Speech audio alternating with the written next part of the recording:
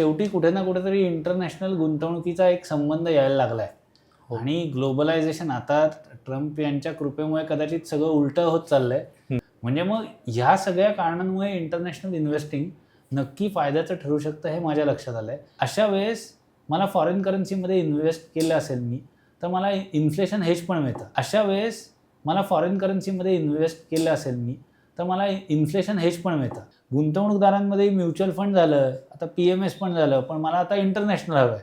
असेही काही fund managers आहेत जे ॲडवायझरी फी चार्ज करतात आणि तुम्ही इंटरनॅशनल इन्व्हेस्टिंग करू शकता.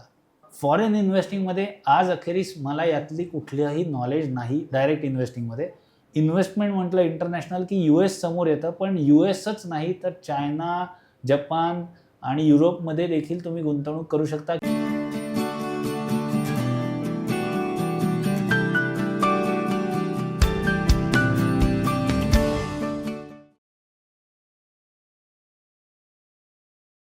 भारतीय गुंतवणूकदारांसाठी परदेशी गुंतवणूक करण्याच्या आज खूप साऱ्या संधी किंवा पर्याय उपलब्ध आहेत. पण मुळात प्रश्न असा पडतो की भारतीयांनी परदेशात गुंतवणूक करावी का? विशेषतः सध्याची जी काही जिओपॉलिटिकल सिच्युएशन आहे ती बघता हा प्रश्न साहजिक आहे. दुसरीकडे मुद्दा असा येतो की पर्याय खूप आहेत. म्हणजे ग्लोबल म्युच्युअल फंड्स आहेत, ओव्हरसीज प्लॅटफॉर्म्स आहेत किंवा गिफ्ट सिटी फंड्स पण आहेत अलीकडे सुरू झालेले. तर यापैकी कुठला ऑप्शन जास्ती चांगला आहे टॅक्सेशनच्या दृष्टीने किंवा एकूणच किफायतशीर कोणता आहे? तर याच सगळ्या महत्त्वाच्या मुद्द्यांवर या एपिसोडमध्ये आपण सविस्तर चर्चा करणार आहोत. नमस्कार, मी निरंजन मेढेकर. बिग बक्स पॉडकास्टमध्ये तुमचं मनापासून स्वागत. आणि आपल्यासोबत आहेत बिग बक्सचे फाउंडर डिरेक्टर CA विपुल शहा. नमस्कार. विपुल, विषय महत्त्वाचा आहे आणि अनेकांच्या जिव्हाळ्याचा आहे. कारण आता अनेकांना ते ग्लोबल एक्सपोजर पण पाहिजे की आपण देशात इंडियन शेअर मार्केटमध्ये इन्व्हेस्टमेंट सुरू आहे, म्युच्युअल फंडात सुरू आहे, पण अजून जर काही वेगळी व्हरायटी पाहिजे तर हे एक्सपोजर घ्यावं का हा प्रश्न अनेकांना आहे. पहिला प्रश्न तोच येतो की हे ग्लोबल एक्सपोजर इतकं महत्त्वाचं खरंच आहे का? म्हणजे भारतीयांनी परदेशात गुंतवणूक करावी का? माझा एक स्ट्रॉंग होम कंट्री बायस आहे. म्हणजे मी असं म्हणू शकतो, देशप्रेम आहे, देशाभिमान आहे. त्यामुळे मी आजवर कायम सांगत आलो की भारतातल्या स्मॉल मिड कॅप्स फंडांचा रिटर्न किंवा त्या स्मॉल मिड कॅप्सचा रिटर्न हा जगातल्या इतर रिटर्न्सपेक्षा बेटर आहे. बरं. आणि चांगले रिटर्न्स मिळू शकतात लॉंग टर्मसाठी. पण जेव्हा मी हे म्हणत होतो किंवा हे करत असतानाच अनेकदा लक्षात आलं की लोकांना किंवा कुठेतरी त्यांचं आयुष्य पण MNCsवरती, फॉरेन गोष्टींवरती अवलंबून आहे. अगदी साधं सोपं उदाहरण द्यायचं म्हटलं तर अनेक माझे जे आमच्याकडे जे गुंतवणूकदार आहेत ते MNC कंपन्यांमध्ये काम करतात, तेव्हा त्यांना त्यांचे ESOPs किंवा आपण RSUs म्हणतात तिथे, रिस्ट्रिक्टेड स्टॉक युनिट्स किंवा एम्प्लॉई स्टॉक ऑप्शन्स मिळतात. तर शेवटी कुठे ना कुठेतरी इंटरनॅशनल गुंतवणुकीचा एक संबंध यायला लागला आहे. आणि ग्लोबलायझेशन आता ट्रम्प यांच्या कृपेमुळे कदाचित सगळं उलटं होत चाललंय. की म्हणजे जो एक जागतिकीकरण झालं होतं की ग्लोबलायझेशन झालं होतं त्याचं उलटी व्यवस्था निर्माण होऊ पाहते. पण तरी अजून तर ती पूर्णतः चक्र पूर्ण उलटी फिरलेली नाहीत. तर आता हे बघितलं तर इंटरनॅशनल इन्व्हेस्टिंग कुठेतरी नक्की इट इज मेकिंग सेन्स. त्याचं अजून एक रिझन आहे. मध्ये JP मॉर्गनचे चीफ इकॉनॉमिस्ट आहेत जहांगीर अझीज म्हणून. तर त्यांनी खूप छान सांगितलं की ते म्हटले भारतात नेक्स्ट $1 ट्रिलियन कंपनी कुठे आहे. म्हणजे काय तर आज आपल्याला माहिती आहे टेस्ला, NVIDIA यांचे मार्केट कॅपिटलायझेशन $1 ट्रिलियन वरती गेलेलं आहे. $1 ट्रिलियन म्हणजे जवळपास 90 लाख कोटी. बरं. आज 90 लाख कोटींची मार्केट कॅप असलेली कुठलीही कंपनी भारतात नाही. भारतातली सगळ्यात प्राइसेस कंपनी किंवा मोस्ट व्हॅल्यूड कंपनी आहे रिलायन्स इंडस्ट्रीज. त्याची मार्केट कॅप पण 17-18 लाख करोडच्या घरात आहे. अगदी 19 लाख करोड धरलं तरीसुद्धा 5 म्हणजे 90 लाख करोड होतात. म्हणजे our biggest company is not even 1/5 of global giants ज्या $1 ट्रिलियन कंपनीज आहेत. बरं, अशी काही आपल्याकडे होऊ शकते का? तर तसंही काही आत्ता दुर्दैवाने घडताना दिसत नाही. म्हणजे आपल्याकडे कुठेतरी NVIDIA, टेस्ला किंवा परत OpenAI सारख्या काही कंपन्या येऊ घातल्यात का? तर आत्ता तसं दिसत नाही, कारण आपण सर्व्हिसेस बेस्ड कंपन्या आहोत. प्रॉडक्ट असं आपलं कुठलं नाही. एक क्विक हिल सारखं प्रॉडक्ट आपण ऐकलं तसं जे वाईडली ॲक्सेप्टेबल, तर एवढं स्केलेबल व्हॅल्युएबल प्रॉडक्ट आज आपल्याकडे नाही आहे. तर हे बघताना मग मला दिसतं की माझ्या पोर्टफोलिओ $1 ट्रिलियन कंपनी कशी येऊ शकते किंवा जी नेक्स्ट वेव्ह असेल ती कुठून येऊ शकेल. तर त्याच्यासाठी मला जाणवतं की international investing can make sense. म्हणजे डायव्हर्सिफिकेशन हो. हेच एकमेव उद्देश नाही, तर मला जनरेट करायचे हायर रिटर्न्स. जिथे ग्रोथ आहे, जिथे मला दिसतंय पोटेन्शियल चांगलं आहे, तर तिथे इन्व्हेस्ट करण्यासाठी मला इंटरनॅशनल इन्व्हेस्टिंगचा फायदा होऊ शकतो. ह्या व्यतिरिक्त तू बघशील तर एक प्रकारे म्हणेन करन्सी लेवलला पण डिरिस्किंग होऊ शकतं. म्हणजे जर का आत्ता आपली स्थिती नक्की मजबूत आहे, पण दुर्दैवाने रुपया घसरला किंवा खूप महागाई असेल तर करन्सी घसरत जाते. अशा वेळेस एखाद्या स्टेबल करन्सीमध्ये किंवा जिथे ती करन्सी ॲप्रिशिएट होऊ शकेल अशात गुंतवणूक करणं फायद्याचं ठरू शकतं. याच्या व्यतिरिक्त कधीकधी टॅक्स एफिशियन्सी पण असू शकते. म्हणजे हे पण एक रिझन असू शकतं की मी एखाद्या देशाच्या शेअर्समध्ये गुंतवलं आणि तिथे मला टॅक्सच लागत नसेल, तर हे पण एक म्हणजे टॅक्स फ्री रिटर्न्स जर का मी post tax post currency returns जर का मला दुसरीकडे जास्त मिळत असतील on a risk adjusted basis, तर एक इन्व्हेस्टर म्हणून त्यात काय वाईट आहे. बरोबर. तर जर का बघितलंस तर आज जे FIIs आहेत, म्हणजे ज्यांना आपण फॉरेन इन्स्टिट्यूशनल इन्व्हेस्टर्स म्हणतो, ते भारताकडे one of the investment option म्हणून बघतात. It is not the only investment option for them. So त्यांना जेव्हा भारतातली स्टॉक्स महाग वाटतात तेव्हा कदाचित ते तिथे एक्सपोजर न घेता चायनामध्ये एक्सपोजर घेतील किंवा कदाचित कुठे व्हिएतनाममध्ये एक्सपोजर घेतील. सो जगात डेव्हलप्ड मार्केट्स आणि इमर्जिंग मार्केट्स असे 2 तट आहेत. तसं बघितलं असतं तर डेव्हलप्ड मार्केट्समध्ये पण काही काही स्टॉक्समध्ये चांगला परतावा मिळू शकतो. असं नाही की ते अगदीच मॅच्युअर झालेले आहेत. म्हणजे मग ह्या सगळ्या कारणांमुळे इंटरनॅशनल इन्व्हेस्टिंग नक्की फायद्याचं ठरू शकतं हे माझ्या लक्षात आलं आहे. गेल्या 10 वर्षात 12-15 वर्षात S&Pनी S&P 500 किंवा नॅसडॅक यांनी भारताच्या सेन्सेक्स निफ्टीपेक्षा जास्त परतावा दिला आहे. अगदी गेल्या कॅलेंडर इयरमध्ये सुद्धा इंटरनॅशनल इन्व्हेस्टिंगच फायद्याचं ठरलं आहे कम्पेअर्ड टू भारतीय मार्केट्स. म्हणजे भारतापेक्षा इतर बाजारांचा परतावा हा अधिक निघालेला आहे. तर ह्या अँगलनी इंटरनॅशनल इन्व्हेस्टिंग नक्की फायद्याचं ठरू शकतं. याच्यात कुठलंही दुमत नाही. तू आता $1 ट्रिलियन कंपन्यांचे उल्लेख केलास, तर म्हणजे ग्लोबल इन्व्हेस्टिंग म्हणजे मुख्यत्वे US मधल्या कंपन्यांमध्ये इन्व्हेस्ट करणं एवढाच त्याचा अर्थ आहे का आणखी काही मार्केट्स पण आत्ता ओपन आहेत की ज्यात आपण इन्व्हेस्ट करू शकतो? नाही, आपण अनेक मार्केट्समध्ये गुंतवणूक करू शकतो.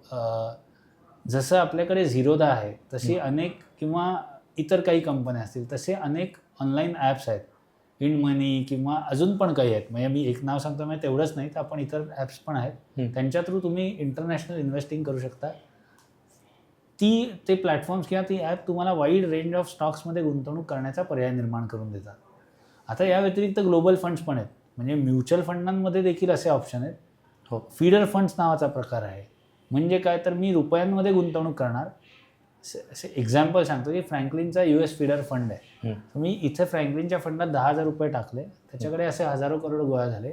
त्यातून त्यांनी USच्या एखाद्या ETF गुंतवणूक केली. मग फ्रँकलिनच्याच US कुठल्या तरी ETFमध्ये गुंतवणूक केली. ती गुंतवणूक ते डॉलरमध्ये करतील. मी जेव्हा विकीन मला युनिट्स विकायचे असतील तेव्हा त्यातले युनिट्स ते रिडीम करणार, डॉलरचे रुपयात कन्वर्ट होऊन मला परत पैसा येईल. अशा प्रकारे फीडर फंड्स किंवा ग्लोबल फंड्स काम करू शकतात. हे फक्त US बेस्ड आहेत का तर नाही, चायना डेडिकेटेड फंड्स आहेत. ग्लोबल इन्व्हेस्टिंग खाली युरोपियन युनियनवरती एक्सपोजर घेऊ शकता. जॅपनीज फंड्स आहेत. असे अनेक ऑप्शन आहेत. गमतीचा भाग म्हणजे जे ॲसेट मॅनेजमेंट कंपनीज आहेत, म्हणजे मग SBI असेल किंवा ॲक्सिस असेल, तर त्यांच्याबरोबरचे पार्टनर्स हे अनेकदा फॉरेन पार्टनर्स आहेत. म्हणजे जे ग्लोबली ऑलरेडी इन्व्हेस्टमेंट मॅनेज करतात. म्हणजे आता जिओ ब्लॅकरॉक फंड आहे. सो ब्लॅकरॉक हे जगातला टॉप ॲसेट मॅनेजर आहे बेस्ड आउट ऑफ USA. तसंच निप्पॉन इंडिया म्युच्युअल फंड आहे. सो पूर्वी रिलायन्स म्युच्युअल फंड होता, मग रिलायन्स निप्पॉन झाला आणि निप्पॉनने रिलायन्सचा पूर्ण स्टेक घेतला. सो निप्पॉन म्युच्युअल फंड हा जॅपनीज बेस्ड जायंट आहे. सर असे अनेक म्युच्युअल फंड म्हणजे जे promoted by foreign entities, they are either directly asset managers in India किंवा भारतीय पार्टनर म्हणजे फ्रँकलिन टेम्पल्टन. सो फ्रँकलिनचा US खूप चांगला बेस आहे. अर्थात काही कंपन्या आल्या आणि त्या भारतीय बाजारातून बाहेर पण गेल्या, जसं फिडेलिटीचं झालं. Fidelity was at one point of time जगातला खूप मोठा ॲसेट मॅनेजर होता, but they exited Indian market. So ह्या कंपन्यांकडे ह्या एक्सपर्टीज आणि हे प्रॉडक्ट्स ऑलरेडी आहेत. त्यामुळे भारतीय म्युच्युअल फंडांच्या माध्यमातून पैसा गोळा करून ते त्या फंडांमध्ये सहजरित्या गुंतवू शकतात. ह्या व्यतिरिक्त जसं मी म्हटलं की डायरेक्ट इन्व्हेस्टिंग पॉसिबल आहे. म्हणजे एक तर ही इन्व्हेस्टमेंटचा ऑप्शन आहे, दुसरा डायरेक्ट इन्व्हेस्टिंग आहे. इंड मनी आहे, वेस्टेड फायनान्स म्हणून आहे, FI मनी आहे, विनवेस्टा, ॲप्रिशिएट अशी अनेक ॲप्स आहेत ज्यांच्या मार्फत गुंतवणूक करू शकतो. आता याच्यात काही चॅलेंजेस पण आहेत आणि हे जागतिक इन्व्हेस्टिंग जेव्हा आपण करतो त्यातलं एक महत्त्वाचं कारण मी मगाशी जसं म्हटलं की आपल्या इथे महागाई खूप असेल तर नॅचरली एक प्रकारचं चलन घसरतं. तर अशा वेळेस मला फॉरेन करन्सीमध्ये इन्व्हेस्ट केलं असेल मी तर मला इन्फ्लेशन हेज पण मिळतं आणि ही इन्व्हेस्टमेंट फक्त आणि फक्त इक्विटीमध्ये होत नाही. आता कसं झालं आहे, एकतर अशा पूल्ड इन्व्हेस्टमेंटमध्ये गुंतवणूक म्हणजेच रिस्क वाटायला लागते. मग रिस्क म्हटल्यावर इक्विटी वाटायला लागते.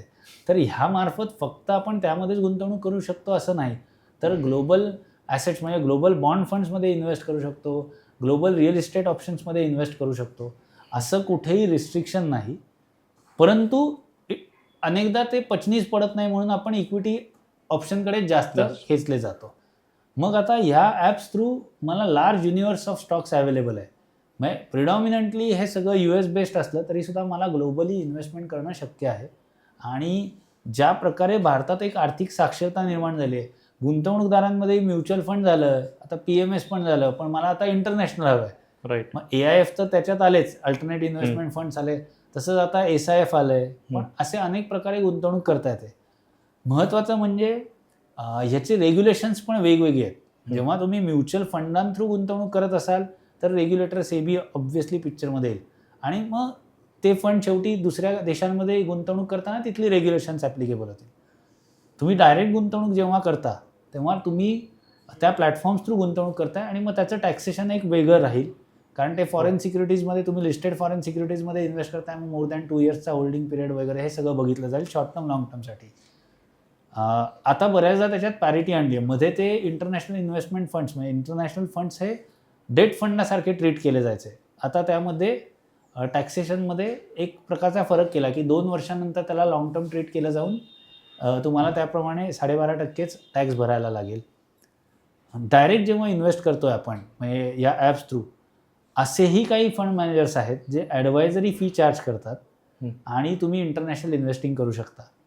आत्ता तरी सेबीच्या हे अधिपत्याखाली येत नाही आहे, परंतु कदाचित ह्याचं प्रमाण वाढलं तर याच्यातल्या सगळ्या गोष्टी लक्षात घेऊन सेबी ह्याच्यावरतीही काही रेग्युलेशन्स आणू शकतं.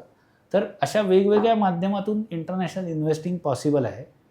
हे करत असताना काही धोके पण आहेत. जसं करन्सी डेप्रिशिएट होऊ शकते, असं म्हणजे दुसरी करन्सी ॲप्रिशिएट होणं हाही एक प्रकारचा वेगळ्या प्रकारचा धोका. म्हणजे करन्सी फ्लक्च्युएशन हे आपल्यासाठी मारक ठरू शकतं, हे लक्षात घ्यायला पाहिजे. म्हणजे जी गोष्ट आपल्याला पॉझिटिव्ह करू शकते त्याच्या उलट घडलं तर ती निगेटिव्ह पण होऊ शकते. त्या व्यतिरिक्त करांचा बोजा पडू शकतो. ह्या व्यतिरिक्त डबल टॅक्सेशन अवॉइडन्स ॲग्रीमेंट नसेल त्या देशाबद्दल तर डबल कर बसू शकतो, म्हणजे दुप्पट कर लागू शकतो. हे सगळं धोके पण लक्षात घेतले पाहिजेत. लिक्विडेट करताना म्हणजे पैसा लिक्विडेट करताना काय चॅनलच्या माध्यमातून येणार, किती वेळात येईल, या गोष्टी समजून घेतल्या पाहिजेत. ट्रेड करण्याच्या कॉस्ट्स या पण थोड्या जास्त असू शकतात, कारण डॉलरमध्ये गुंतवणूक नॅचरली थोडा इन्व्हेस्टमेंटचा क्वांटम वाढवायला लागणार. म्हणजे जसं अगदी सहज 5-10 हजार रुपयात म्युच्युअल फंड आणि या गोष्टी खरेदी करतात भारतातल्या गोष्टी किंवा स्टॉक्स खरेदी करता येईल, तितक्या सहजरित्या कदाचित हे स्टॉक्स खरेदी करता येणार नाहीत, कारण तिथे minimum ticket size, minimum dollars या सगळ्या गोष्टी लागू होऊ शकतात. परंतु technology has made everything enabled. अजून एक महत्त्वाचा त्रास यामध्ये असू शकतो तो म्हणजे LRS, लिबरलाइज रेमिटन्स सिस्टीम जी आहे त्याच्या अंडर 7 लाखाच्या वरती तुम्ही परदेशात गुंतवणूक केली तर परत म्हणजे हे करत असताना TCS काही लागू शकतो. तर हा जो अडचणीचा प्रकार आहे, म्हणजे पूर्वी हे नव्हतं पण आता गव्हर्नमेंटनी बऱ्याच ठिकाणी काही काही गोष्टींचे चेक्स अँड बॅलन्सेस लावलेत. सो LRSमध्ये पैसा गुंतवणुकीचा अडकून पडू शकतो. मग कमी परतावा मिळाला प्लस माझा TCSमध्ये म्हणजे टॅक्स कलेक्टेड ॲट सोर्समध्ये पैसा अडकला तर ते डेट्रिमेंटल गुंतवणूकदाराला होऊ शकतं. सो ह्या गोष्टी लक्षात घेऊन गुंतवणूक केली पाहिजे. पण फायदे तोटे हे दोन्ही जर का आपण नीट वे केलं किंवा नीट त्याचं बघितलं गणित, तर कदाचित नॅसडॅकमधली इन्व्हेस्टमेंट गेल्या काही वर्षांमधली ही नक्की उजवी ठरली असती. आता हे मागे ठरली असती म्हणून पुढे ठरेलच असं अजिबात नाही. किंवा या माध्यमातून मी परत सांगतो की हे एक डिस्क्लेमर आहे की हा आपण चर्चा करतो ही एज्युकेशनल पर्पजसाठी आहे. त्याच्यावरून डिसिजन घेऊन लगेच इंटरनॅशनल फंड्समध्ये इन्व्हेस्ट करणं अपेक्षित नाही. म्युच्युअल फंडांमध्ये एक अडचण मात्र आहे, जेव्हा आपण बाहेर गुंतवतो बाहेरच्या देशांमध्ये तेव्हा नॅचरली डॉलर्स बाहेर जात आहेत. आपल्या देशामध्ये मध्ये जेव्हा करन्सी खूप फ्लक्च्युएट झाली तेव्हा गव्हर्नमेंटनी काय केलं आणि RBIने की $7 बिलियन वरती कंबाईंड इन्व्हेस्टमेंट म्युच्युअल फंडाच्या बाहेर नाही जायला पाहिजे.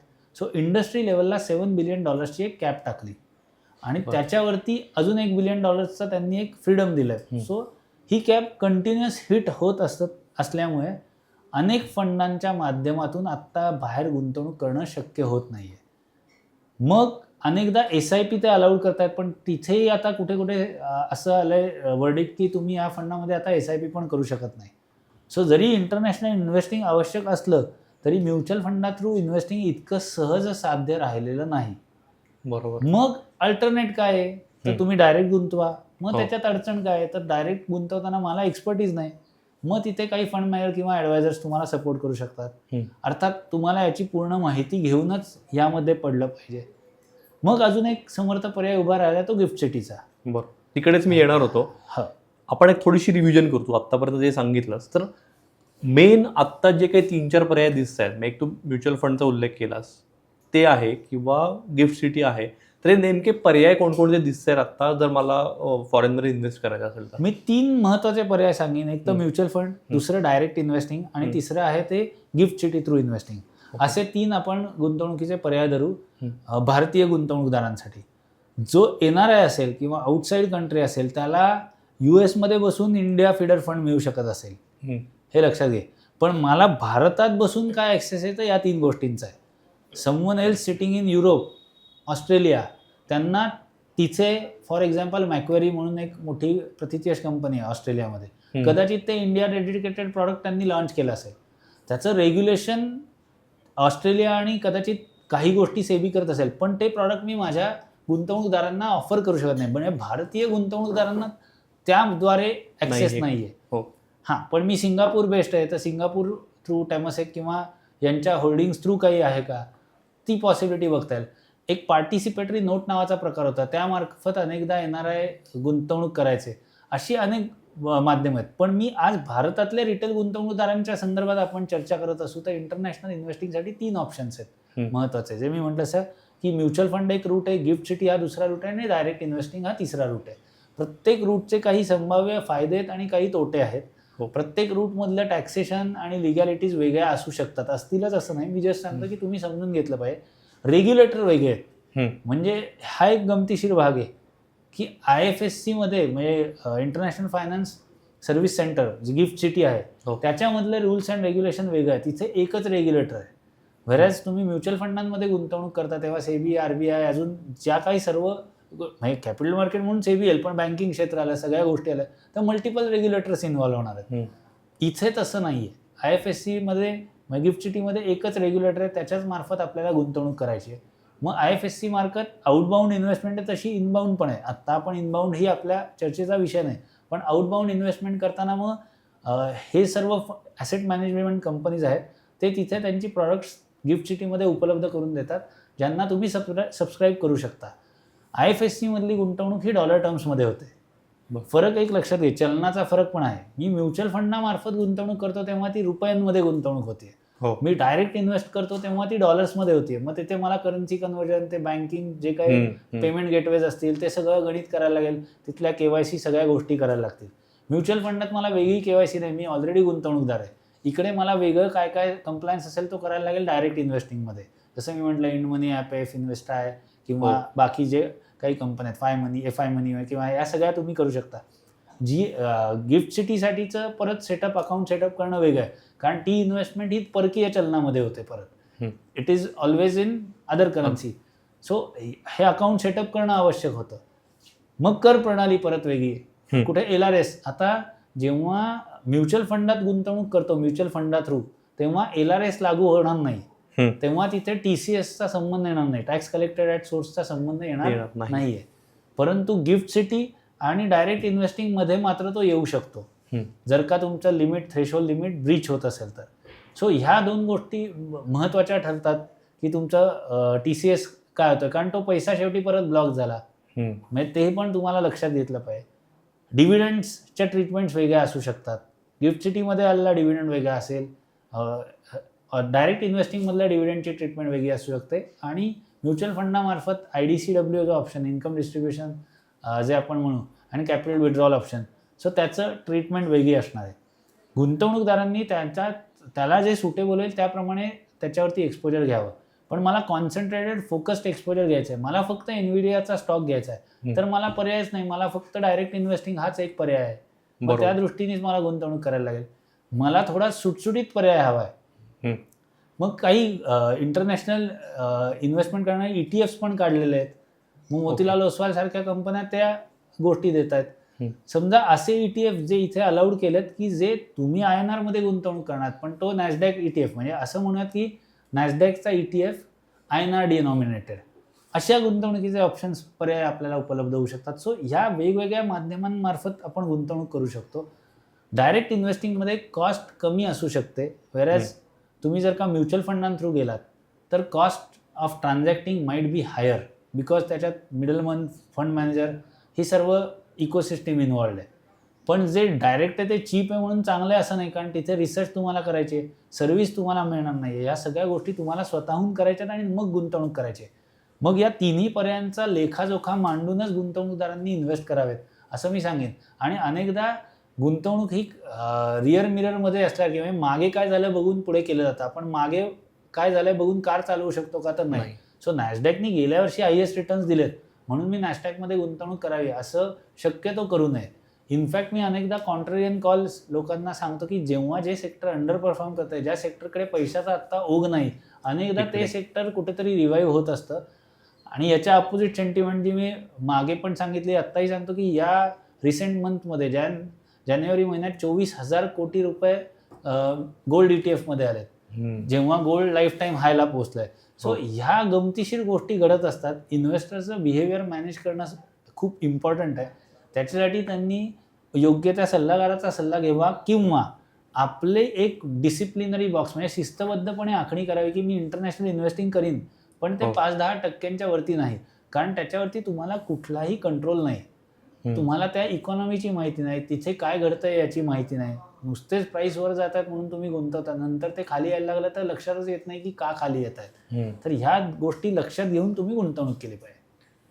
वेगवेगळ्या ओव्हरसीज प्लॅटफॉर्म्सचा उल्लेख केला, म्हणजे ॲप्स आहेत बरीच, तर ह्याच्या थ्रू इन्व्हेस्टमेंट करणं कितपत सेफ आहे किंवा काय म्हणतात त्याला, ती खात्री देता येऊ शकते का? निरंजन, यातला कुठलाही प्लॅटफॉर्म मी आजवर वापरलेला नाही, पण तो व्यवहारात अनेक माझे क्लायंट्स इंटरनॅशनल इन्व्हेस्टिंगसाठी वापरत आहेत. त्यांना आत्तापर्यंतचा आलेला अनुभव बऱ्यापैकी चांगला आहे. पण परत एखादी गोष्ट आपल्याला माहीत नाही तर कुठेतरी योग्य सल्ला घ्यावा किंवा अगदी छोट्या रकमेने त्याची सुरुवात करावी, जेणेकरून, कारण असे ऑनलाईन अनेक फ्रॉड झालेत, म्हणजे तिथे अकाउंट सेटअप करताना अनेक गोष्टी विचारल्या जातात, मागितल्या जातात, त्या आपण पासवर्ड शेअर करतो, आपलं KYC अपलोड करतो, त्यामुळे ते प्लॅटफॉर्म ट्रस्टवर्दी असल्याशिवाय तुम्ही तिथे जाऊ नये असा माझा सल्ला आहे. मी जरी ही नावं घेत असलो तरी कुठेही यामध्ये माझं रेकमेंडेशन नाही की हे प्लॅटफॉर्म वापरावेत. तुम्ही तुमचा अभ्यास करा, कारण मला देखील याची कल्पना नाही. गिफ्ट सिटीमध्ये आम्ही 1-2 क्लायंट्सना नक्की अकाउंट सेटअप करून गुंतवणूक करायला सांगितलं आहे, पण फॉरेन इन्व्हेस्टिंगमध्ये आज अखेरीस मला यातली कुठलीही नॉलेज नाही. डायरेक्ट इन्व्हेस्टिंगमध्ये फीडर्स फंडांमध्ये मात्र आम्ही गुंतवणूक क्लायंट्सच्या पर्यायाने अनेक गुंतवणूकदारांच्या घेतलेल्या आहेत. जेव्हा त्यांनी ते प्रॉडक्ट समोरनं मागितलं त्याच्यात त्यांना ॲप्रोप्रिएट धोके सांगूनच आपण गुंतवणूक करायला सांगितलं. फॉर्च्युनेटली हे सर्व ॲसेट मॅनेजर्स, मनी मॅनेजर्स हे खूप हुशार आहेत, सगळे उच्च शिक्षित आहेत, IITians, IIMs, CA-CFA आहेत, त्यांना प्रोसेसेस माहिती आहेत. एक संस्थात्मक मी म्हणेन की तो एक पायाभरणी झालेली आहे, त्या इकोसिस्टीम जी झालेली आहे त्यातून ही गुंतवणूक होत असल्यामुळे टॅक्सेशनचे ॲस्पेक्ट, कम्प्लायन्सेसचे ॲस्पेक्ट अनेकदा योग्य प्रकारे व्यवस्थित हँडल केले जातात आणि त्यानंतरच गुंतवणूक होते. नो डाऊट इन्व्हेस्टमेंट म्हटलं इंटरनॅशनल की US समोर येतं, पण USच नाही तर चायना, जपान आणि युरोपमध्ये देखील तुम्ही गुंतवणूक करू शकता किंवा इतर इमर्जिंग मार्केट्समध्ये देखील, म्हणजे साऊथ ईस्ट एशियन कंट्रीजमध्ये देखील तुमची गुंतवणूक होऊ शकते. ह्याच्यासाठी वेगवेगळे रेग्युलेटर्स ऑलरेडी काम करतात, जेणेकरून गुंतवणुकीचा तो मार्ग सहजरित्या उपलब्ध व्हावा. सो ह्याकडे एक योग्य प्रकारे बघितलं तर जसं मी म्हटलं की गेल्या वर्षी निफ्टीनी फ्लॅट रिटर्न दिला आणि नॅसडॅकनी 25% रिटर्न दिला किंवा US मार्केट्सनी S&P 500नी पण चांगला रिटर्न दिला, तर मी त्यावेळेस जर का त्या ॲसेटमध्ये गुंतवणूक केली असती तर मला नक्की फायदा झाला असता. तर हे लक्षात घेऊन गुंतवणूकदारांनी थोडंफार अलोकेशन नक्की इंटरनॅशनल इन्व्हेस्टिंगला करावं असा मी सल्ला देईन. तो आता फिडर फंड्स म्हणला, तर फिडर फंड्स आणि ग्लोबल म्युच्युअल फंड्स यामध्ये नेमका काय फरक असतो आणि यापैकी तू काय सजेस्ट करशील ज्यांना सुरू करायचंय त्यांना? आता फीडर फंड म्हणजे काय, तर फ्रँकलिन US फीडर फंड असं आपण मी म्हटलं, तर मी त्या फ्रँकलिनच्या फंडात गुंतवतो आणि तो शेवटी एका US डेडिकेटेड फंडामध्येच गुंतवणूक करतो डायरेक्ट. अच्छा, तो म्हणजे फक्त फीड हितनं करतोय हितनं करताना तू रुपीज मध्ये करणार आहे आणि तो तो डॉलरमध्ये dollars मध्ये गुंतवणूक करणार. करणार. आणि तो फंड एस्टॅब्लिश्ड आहे तसा. हो. ग्लोबल म्युच्युअल फंड्स म्हणजे एक परत वेगळी कॅटेगरी येईल की ग्लोबली म्युच्युअल फंडांमध्ये तुम्ही गुंतवू शकता का इथे बसून. मग हा एक परत वेगळा विषय होऊ शकतो. सो फीडर फंड भारतातल्या लोकांसाठी सोपं समजायला की तुम्ही इथे गुंतवणूक केलं तर त्या प्रकारे करा. ग्लोबल म्युच्युअल फंड्समध्ये तुम्ही डायरेक्टली फॉर एक्झाम्पल व्हॅनगार्डचा कुठला तरी इंडेक्स ETF तुम्ही घेतलात तर तो that becomes a global mutual fund. It is not a feeder fund in a way. Feeder fund समजण्यासाठी सोपं आपल्याला धरूयात की आपण भारतातल्या INR मध्ये कुठेतरी गुंतवणूक करतो आणि तो कुठल्या तरी US feeder fund, Japanese feeder फंडमध्ये गुंतवणूक करून पर्यायाने आपल्याला त्या गुंतवणुकीचा पर्याय देईल. हे समजण्यास सोपं आहे. ॲक्च्युली फीडर फंडची technical definition will be different आणि अनेक गोष्टी वेगवेगळ्या प्रकारे हँडल केल्या जातात. महत्त्वाचं काय तर फीडर फंडामार्फत गुंतवणूक करतानाचं करन्सी कन्व्हर्जन, टॅक्सेशन याची बऱ्याचशा गोष्टी तिथे ती लोकं हँडल करत आहेत. फीडर फंडाला टॅक्सेशन आता इंटरनॅशनल फंड म्हणून जे काही आपल्याला मोर दॅन 2 years आपल्याला लॉंग टर्म म्हणून ट्रीट केलं जाईल विच इज 12.5%. व्हेरॅज इंटरनॅशनल फंड्स किंवा ग्लोबल फंड्समध्ये जेव्हा गुंतवणूक कराल तेव्हा लिस्टेड फॉरेन सिक्युरिटीज म्हणून काही वेगळा रूल लागतो का, कुठे गुंतवणूक करतो, ह्या सगळ्या गोष्टी समजून घेऊन आपण त्यामध्ये गुंतवणूक केली पाहिजे. ओके, एक आता मुद्दा टॅक्सेशनचा येतो किंवा कॉस्टचा येतो. जर यांनी बघितलं आपण मग अशी उल्लेख केलेला आहे, पण तरी पण यापैकी मग काय किफायतशीर जास्त आहे? गिफ्ट सिटीमधनं करणं, फीडर फंड्स थ्रू करणं का डायरेक्ट करणं? हा असं आहे की डायरेक्टला LRS आहे, गिफ्ट सिटीलाही LRS आहे. तो तुमचा लिबरलाइज रेमिटन्स सिस्टीम खाली, पण मग त्याला TCSच्या प्रोव्हिजन्स लागू होत असतील तर पैसा ब्लॉक होऊ शकतो. व्हेरॅज मग फीडर फंड रूट थ्रू गेलं तर कॉस्ट थोड्या एक्स्ट्रा असू शकतात. सो तुम्हाला म्हणजे ते ॲक्च्युली चेक करायला लागेल. Direct is more focused and risky, कारण तुम्ही काहीच स्टॉक्स घेताय. सो तुम्ही रिस्क पण जास्त घेत असाल तर कदाचित रिटर्न्स पण जास्त मिळतील और वाईस वर्सा, पॉझिटिव्ह और निगेटिव्ह काही होऊ शकतं. So if you are a risk averse investor who wants to take a exposure, तर आय विल स्टील सजेस्ट की तुम्ही याच्यामार्फत गुंतवणूक करावी, फीडर फंड्स किंवा यामार्फत. पण ते करताना आता जर का तो म्हणजे तो मार्गच अवेलेबल नाही आहे, तो रस्ताच उपलब्ध नाही ना आपल्याला. कारण का तर 7 अब्ज रुपयांचं एक सिलिंग आहे, सॉरी 7 अब्ज डॉलर्सचं, सो $7 billion. सो ते लिमिट जर का हिट झालेलं आहे आणि मला म्युच्युअल फंडामार्फत गुंतवणुकीचा पर्याय उपलब्धच नाही, पण मला डायव्हर्सिफाईड पोर्टफोलिओच्या माध्यमातून गुंतवणूक करायची आहे, तर अशा माध्यमांमध्ये तुम्ही जर का गिफ्ट सिटी थ्रू गुंतवणूक केली तर ती जास्त फायद्याची ठरेल. आणि गिफ्ट सिटीमध्ये पूर्वी $1.5 लाख म्हणजे जवळपास आजच्या तुलनेत 1.25 ते 1.35 लाख रुपये होतात, तेव्हा ते साधारण 1.20 लाख रुपयांपर्यंतच्या घरात गुंतवणूक करायला लागणार होती. आता ते बऱ्यापैकी खाली आणलेलं आहे, म्हणजे $4,000 पर्यंत, आणि आता चर्चा की अगदी $1,000 पर्यंत पण खाली आणण्याचा प्रयत्न करतात. सो आत्ता आउटबाउंड इन्व्हेस्टमेंट $5,000 4,000 नाही सॉरी $5,000 अवेलेबल आहे. सो तुम्हाला इंटरनॅशनल इन्व्हेस्टिंग हवं असेल, म्युच्युअल फंड रूट बंद आहे, तुम्हाला डायरेक्ट नको आहे, तर गिफ्ट सिटीचा पर्याय आत्ता आपल्याकडे उपलब्ध आहे. एक शेवटचाच प्रश्न, तू कोणत्या कॅटेगरीतल्या भारतीय गुंतवणूकदारांना इंटरनॅशनल गुंतवणुकीसाठी काय म्हणू त्याला की गो अहेड देशील, की ज्यांची आत्ता सुरुवात आहे किंवा जे मध्यावर आहेत की ज्यांचा पोर्टफोलिओ साईज एक ठराविक आहे, अशांना तू म्हणशील का काय, म्हणजे तुझा ओपिनियन काय आहे? ज्याचं रनिंग इन्कम खूप हाय, तो यंग आहे, तर तो 5-10% SIP मार्फत गुंतवणूक करू शकेल इंटरनॅशनल एक्सपोजरसाठी. ओके. ज्यांचा मिडसाईज पोर्टफोलिओ आहे, समज 50 ते 60 लाख, त्यांना मी रेकमेंड करेन की 10-15% ते इंटरनॅशनल इन्व्हेस्टिंगसाठी देऊ शकतात. पण ज्याचा पोर्टफोलिओ की म्हणजे अगदीच 10,000चीच SIP करतोय आणि एक 10-20 लाख रुपयांपर्यंतच साधारण त्यांची गुंतवणूक असेल, तर त्यांनी इंटरनॅशनल इन्व्हेस्टिंगचा विचार करणं आवश्यक नाही. आणि अर्थात जे मी सांगितलं की 50-60 लाख रुपयांचा पोर्टफोलिओ किंवा रनिंग इन्कम चांगला आहे, ती लोकं जर का इंटरनॅशनल इन्व्हेस्टिंग मी सजेस्ट करेन की त्यांनी करावं. तर त्याच्यावरती जे कोणी आहेत म्हणजे सिग्निफिकंट पोर्टफोलिओ आहे 50 लाखांपेक्षाही जास्त किंवा त्या लोकांनी जरूर इंटरनॅशनल इन्व्हेस्टिंगचा विचार करावा. दुर्दैवाने म्हणजे मला माहिती आहे की आपण भारतीय आहोत आणि मला भारतीय असण्याचा अभिमान आहे आणि इतके वर्ष मी इंडियन इक्विटीजमध्येच गुंतवणूक करायला सांगतोय, मी हेही सांगतो की गेल्या 30 वर्षात आपण वॉरेन बफेट यांना देखील बीट केलं असेल करन्सी ॲडजस्टेड बेसिसवर देखील. बरं.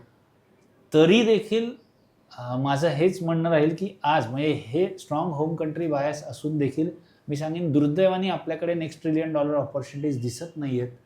नजीकच्या भविष्यात पण दिसत नाही, कारण अजून AI मध्ये आपण गुंतवणूकच केली नाही. असं मॅसिव्ह स्केल बिल्ड करणारी कंपनी किंवा असं आत्ता तरी आपल्या समोर दिसत नाही आहे. तर त्यामुळे इंटरनॅशनल इन्व्हेस्टिंगला पर्यायच नाही. तर त्या दृष्टीने नक्कीच सर्वांनीच याचा विचार करावा जे ह्या थ्रेशोल्डच्या वरती आहेत. हो. नाहीतर मग कदाचित लॉंग टर्मसाठी Indian small cap mutual funds कदाचित सिमिलर रिटर्न्स देऊ शकतील, पण मग तेवढा पेशन्स पाहिजे. But then we might miss on those $1 trillion opportunities, असं मी म्हणेन. विपुल, एक प्रश्न इसॉप संदर्भात पण आहे की अनेक जण तू मगाशी असं म्हणला MNCs मध्ये काम करतायत, सो त्यांच्याकडे जर त्या फॉरेन कंपन्यांचे स्टॉक्स असतील तर बऱ्याच त्याचं काय करायचं किंवा त्याचं नेमकं ते पुढे काय करायचं हे कळत नाही अनेकांना. तर याच्यावर काय हे असेल? आता हे असं आहे की इंटरनॅशनल इन्व्हेस्टिंग त्यांच्याकडनं झालंच. आता गंमत अशी आहे की त्यांचं करिअर त्या कंपनीवरती अवलंबून आहे, IT क्षेत्रावरती अवलंबून आहे. कारण प्रिडॉमिनंटली IT कंपन्या, असं काही नाही, मॅन्युफॅक्चरिंग कंपन्या असे होतात. आणि दुसरं म्हणजे त्यांना त्या कंपनीचे पेरेंटचे स्टॉक्स मिळालेत. म्हणजे फॉर एक्झाम्पल एनव्हिडिया कंपनी आहे पुण्यामध्ये, तर त्या एम्प्लॉईजना एनव्हिडिया USचे स्टॉक्स मिळाले. आता काय झालं तर त्यांना जेव्हा ते विकायचे असतील तेव्हा त्यांना ह्या सगळ्या प्रोसेसमधनं जायलाच लागतं की त्यांना अकाउंट ओपन करायला लागेल, ते स्टॉक्स त्या डीमॅट फॉर्ममध्ये तेव्हाच मिळतात आणि त्याच्यानंतर ते विकायला लागतील. विकल्यानंतर त्याच्यावरचा टॅक्स काय येतो हेही त्यांनी जाणून घेणं आवश्यक आहे. कारण तू हा खूप महत्त्वाचा मुद्दा सांगितलास. माझ्या अनेक गुंतवणूकदारांना जे MNCमध्ये आहेत त्यांनी त्यांचे RSUs म्हणजे रिस्ट्रिक्टेड स्टॉक युनिट्स किंवा इसॉप्स जे काही मिळालेत ते विकलेले आहेत. ती फॉरेन इक्विटी असल्यामुळे आणि ते सगळं ट्रान्झॅक्शन त्या प्रकारे झाल्यामुळे त्याच्यावरती जो गेन झाला आहे तो दुर्दैवाने त्यांनी टॅक्सला ऑफर केला नाही किंवा त्यांना कळलंच नाही. आता ignorance of law is not acceptable. So ते ट्रान्झॅक्शन शेवटी कमर्शियल आहे, त्याच्यावरती टॅक्स लागणं अपेक्षित, त्यांनी भरणं अपेक्षित आहे. दुर्दैवाने ते अनइंटेन्शनली म्हणजे अनवधानाने त्यांनी ते रिपोर्टच केलेलं नाही. अशा अनेकांना नोटिसेस आलेल्या आहेत. सो या पॉडकास्टच्या माध्यमातून मी सर्व गुंतवणूकदारांना सांगू शकतो, एस्पेशली ज्यांच्याकडे फॉरेन कंपन्यांचे स्टॉक्स आहेत बाय वे ऑफ इसॉप्स और RSUs, त्यांनी नक्की या सगळ्याचा विचार करावा. त्यांच्या टॅक्स कन्सल्टंट्सना भेटावं की त्यांनी जर का ते इसॉप्स विकले असतील तर त्याचा टॅक्स कॉन्सिक्वेन्स काय आहे तो बघावा. आणि त्याच्यातही कसं आहे, ज्या क्वार्टरमध्ये ते विकतील त्याच क्वार्टरमध्ये तो गेन त्यांनी त्याच्यावरती ॲडव्हान्स टॅक्स भरणं अपेक्षित नाही, तर त्याच्यावर परत व्याज लागतं. तर हे तू खूप छान प्रश्न विचारलास, तो ते करणं त्यांनी आवश्यक आहे की जे काही त्यांच्याकडचं होल्डिंग आहे त्यांनी विकलं तर त्यांनी त्याचं रिपोर्टिंग करणं आवश्यक आहे. हे आपण बोलायचं राहिलं की आपण गुंतवणुकीचाच विचार केला. जेव्हा जेव्हा तुम्ही अशी गुंतवणूक कराल आणि त्याच्यात काही विक्री केली तर इमिजिएटली तुम्ही टॅक्स कन्सल्टंटला विचारायचे टॅक्स कॉन्सिक्वेन्सेस काय आहेत. किंबहुना मी म्हणेन गुंतवणूक करण्यापूर्वी किंवा विकण्यापूर्वी तुम्ही टॅक्स कन्सल्टंटचा सल्ला घेणं अपेक्षित आहे. कारण अनेकदा TCS लागेल, म्हणजे पैसा ब्लॉक होईल किंवा हेवी टॅक्स लागेल, हे लक्षात न आल्यामुळे गुंतवणूकदारांकडनं डिसिजन्स घेतले जातात आणि नंतर त्यामध्ये कुठलाही बदल करता येणं शक्य नाही, कारण ट्रान्झॅक्शन घडवून गेलेलं असतं. सो गुंतवणूक सल्लागारा व्यतिरिक्त तुम्ही टॅक्स कन्सल्टंटची देखील मदत घेणं अपेक्षित आहे. ओके. त्याच्यानंतर अनेकांकडे इसॉप्स आहेत, म्हणजे फॉरेन कंपन्यांमध्ये ते जर कामाला असतील, MNCsमध्ये विशेषतः, त्यांच्याकडे ते स्टॉक्स आहेत, तर ते आत्ता इमिजिएट प्रॉफिट बुक केला पाहिजे त्याचा का ठेवले पाहिजेत? कंपनीचा प्रॉस्पेक्ट्स बघून डिसिजन घ्यावा, पण पोर्टफोलिओ डिस्प्रपोर्शनेट व्हॅल्यू होत असेल तर नक्की थोडा विकून डायव्हर्सिफाय करावा. ओके. एखाद्याचा पोर्टफोलिओ समजा 10 लाख आहे आणि त्याच्या रेग्युलर SIPs सुरू आहेत, तर त्यांनी व्हरायटी म्हणून फॉरेन मार्केट्समध्ये इन्व्हेस्ट केलं पाहिजे का? 10 लाखाला मी सजेस्ट करीन नाही, आणि Indian small caps are much better. फॉरेनमध्ये गुंतवणूक करण्याचं सगळ्यात मेन रिझन काय आहे? त्याच्या मागे फोमो आहे, अट्रॅक्शन आहे, का खरंच तेवढे प्रॉस्पेक्ट्स आहेत? खरंच तेवढे प्रॉस्पेक्ट्स आहेत. मनापासून थँक्स, कारण विषय खूप वेगळा होता हा आणि अनेकांना याविषयी उत्सुकता असते, जाणून घ्यायचं असतं, पण ऑथेंटिक सोर्सेसच माहिती नसतात. तर तू आमच्यासाठी तो ऑथेंटिक सोर्स झाला. मला खात्री आपल्या सगळ्या प्रेक्षकांनाही यातनं नवीन खूप इन्साईट्स या मिळाल्या असतील. प्रश्न तुम्हाला पडणं हा सगळा पॉडकास्ट बघून हे पण खूप साहजिक आहे. हे काही प्रश्न असतील, शंका असतील, आम्हाला जरूर विचारा. तुम्ही कमेंट्सद्वारे विचारू शकता. टीम बिग बक्स तुम्हाला नक्की रिस्पॉन्ड करेल. तसंच असे आणखी कुठले वेगळे विषय आपण या पॉडकास्टमध्ये आवर्जून घ्यायला पाहिजेत, तशा जर काही तुमच्या सजेशन्स असतील तर त्याही आम्हाला नक्की द्या. जाता एक महत्त्वाचा मुद्दा, अजून जर तुम्ही बिग बॉस हा आपला चॅनल जर सबस्क्राईब केला नसेल तर नक्की सबस्क्राईब करा. तसंच हा भाग जर आवडला असेल तर याची लिंक तुमच्या फ्रेंड सर्कलमध्ये, नातेवाईकांनाही नक्की शेअर करा. भेटूया पुढच्या भागात.